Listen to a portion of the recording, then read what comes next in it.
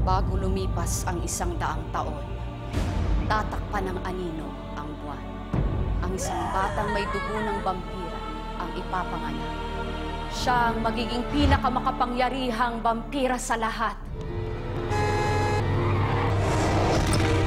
Pero kaakibat ng kanyang pagkakapanganak, isa ring makapangyarihang lobo ang iluluwal na naitakdang maging mortal niyang kaaway sa muling pagtatago ng buwan.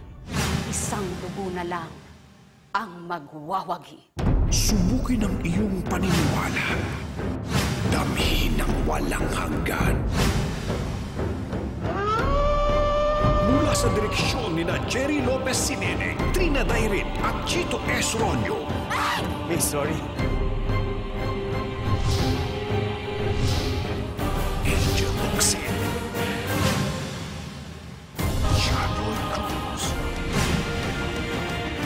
You're telling me na sa isang meeting involving a multi-million peso, isang sekretary ang pinadala ng kumpanya mo? As I've said, I'm her executive No, I assistant. heard you. Isa kang glorified secretary.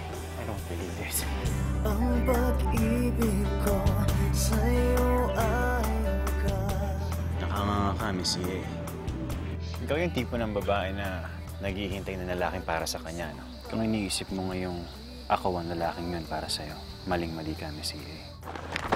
Ang kapal ng mukha mo, Mr. Rodriguez. Hindi ako nandito para sa'yo. Hindi na ako papayag na masaktan kanila uli. Unang tingin ko pa lang sa Mateo na yan, kakaiba na akong pakiramdam.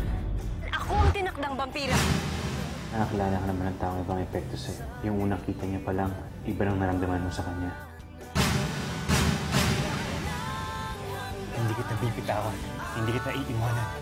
Pangako. O sana maniwala ka sa akin. Nasa panganib ka. She's a threat to us.